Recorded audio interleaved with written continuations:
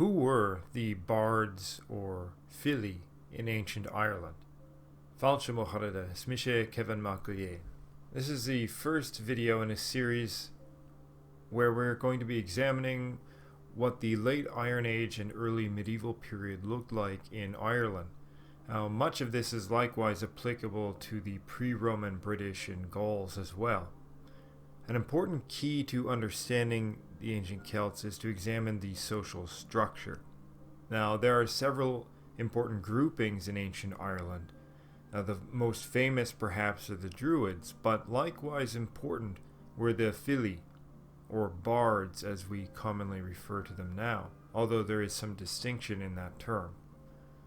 Though there is some overlap between the Fili and the Druids, they are not to be confused with each other.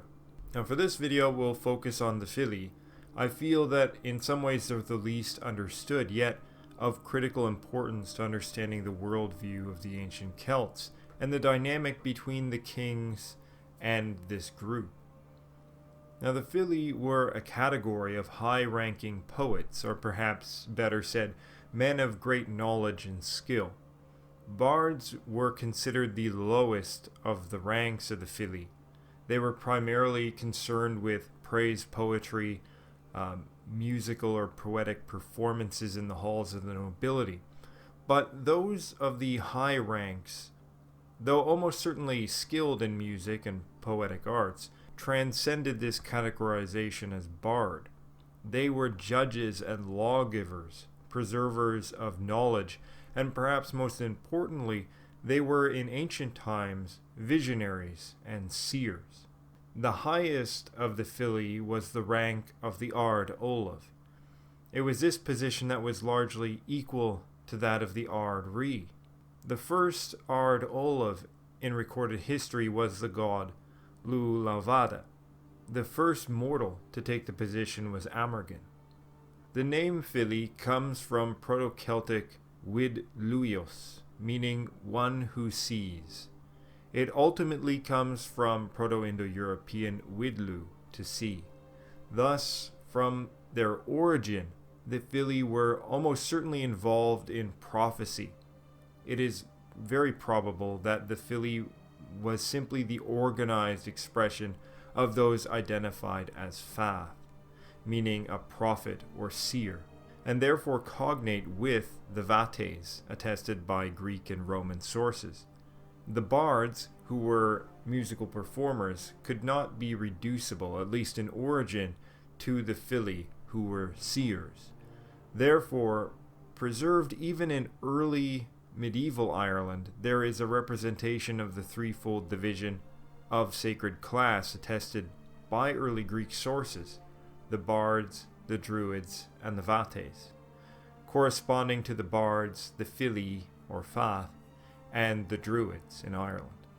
Strabo says that of the vates are overseers of sacred rites and philosophers of nature.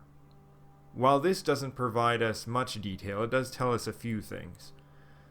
That they were overseers of rites was likely connected to their power of sight, overseeing for any mistakes in the rites, which they would have to correct.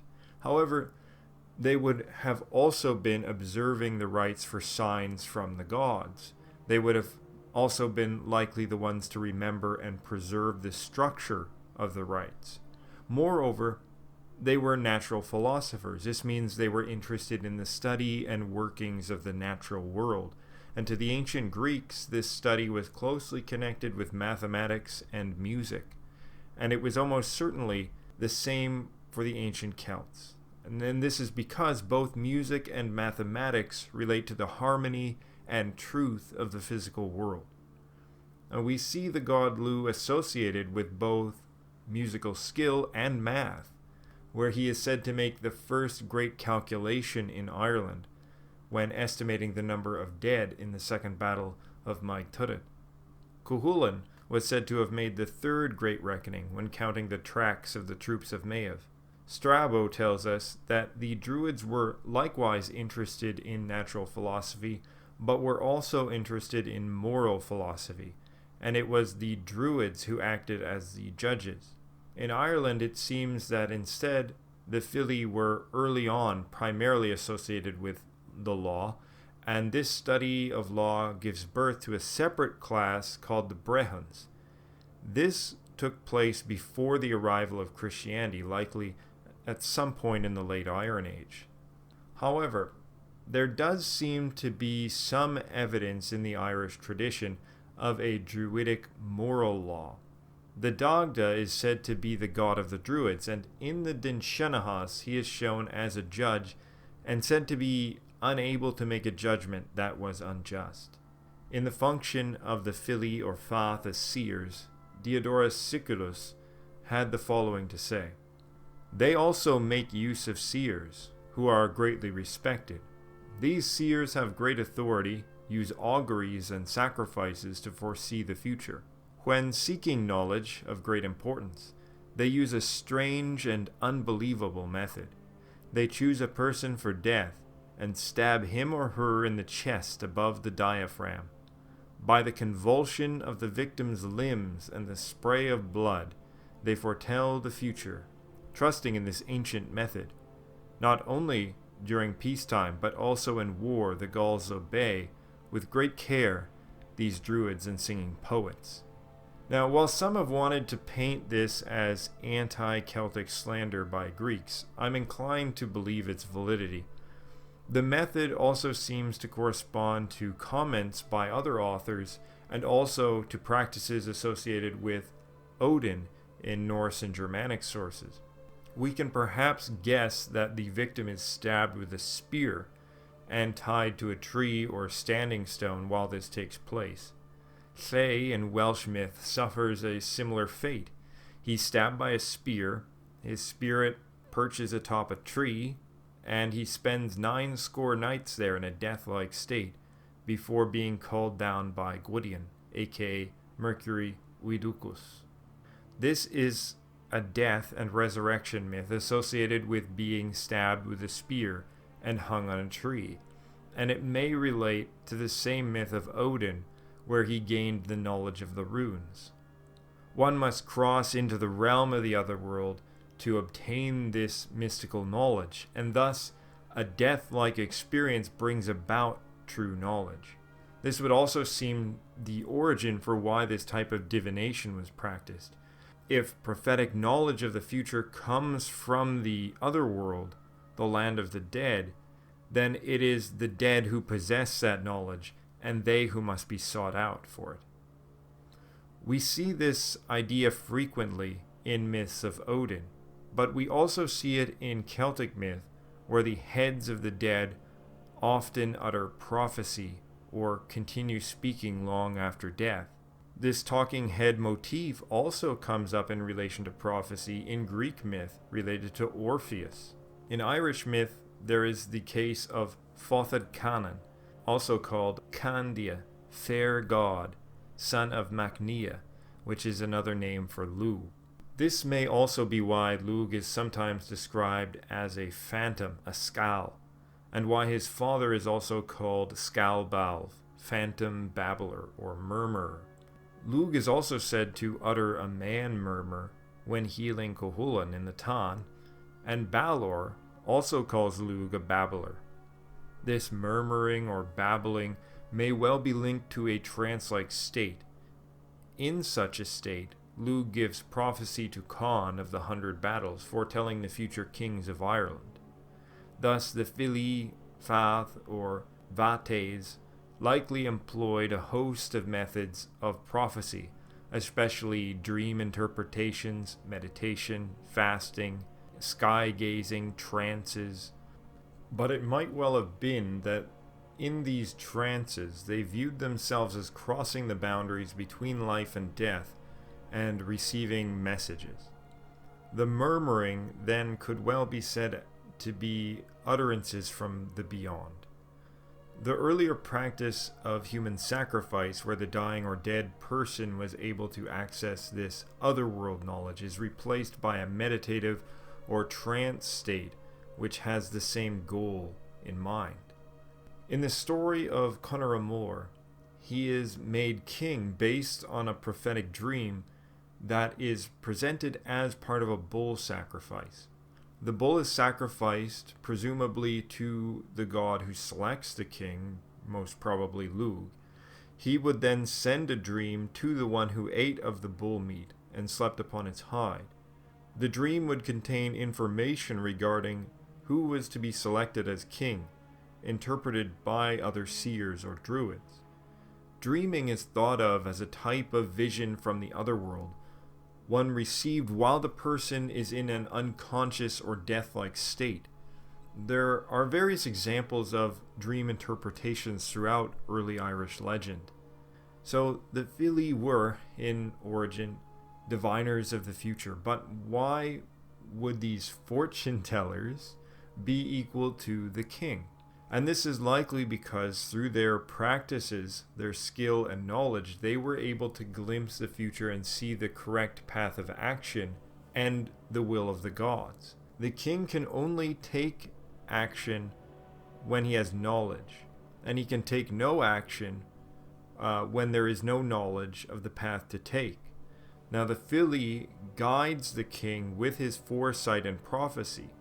In later stories, this role becomes ascribed to the generic fictional druid, who simply fills all roles related to magic of any kind in later Irish medieval stories. But in origin, it seems, in fact, that the Fili held this position. Lugh, though associated with prophecy, magic, and music, is likewise a warrior, and is almost always described as such.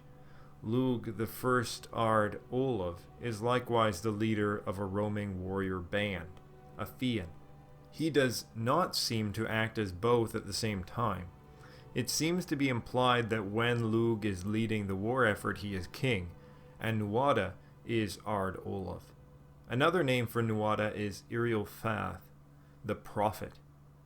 So we see the same idea with Finn MacCool, who is leader of a warrior band, but is also in possession of magical knowledge, the Imbas Forosni, meaning the illuminated inspiration.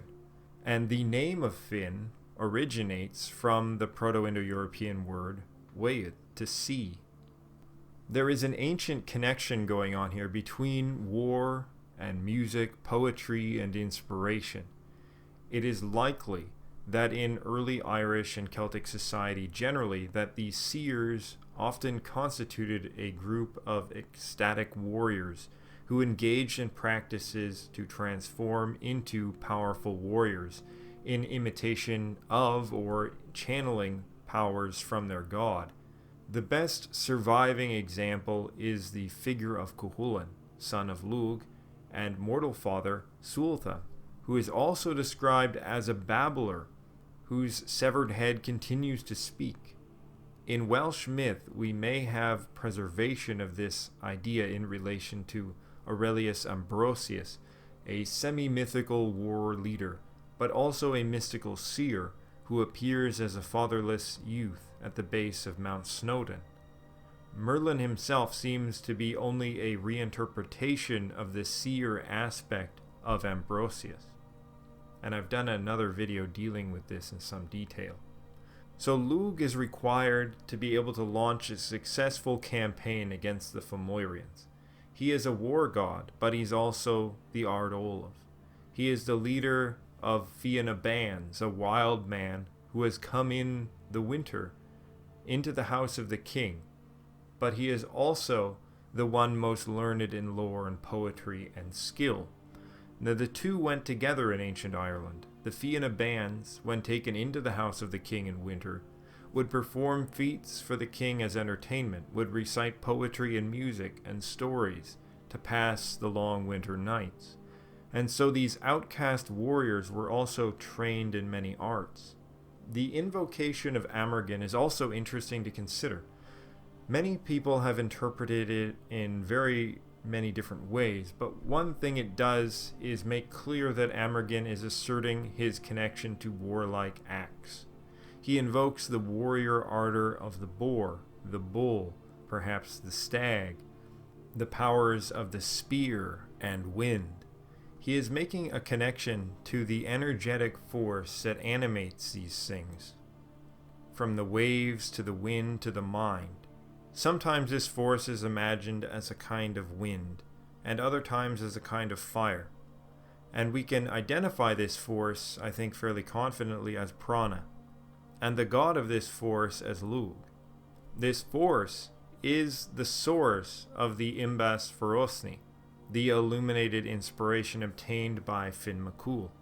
And Amergin, in addition to this, also wants to assert that he possesses this arcane secrets, that he knows the place where the sun sets. Poetically, he is saying that he knows the underworld. He has traveled there. He has seen where the sun goes at night. He has been in the realm of the fish, the cattle of Tethra, which is the land beneath the waves. And he has returned. He is the immortal one with full knowledge, who transcends life and death.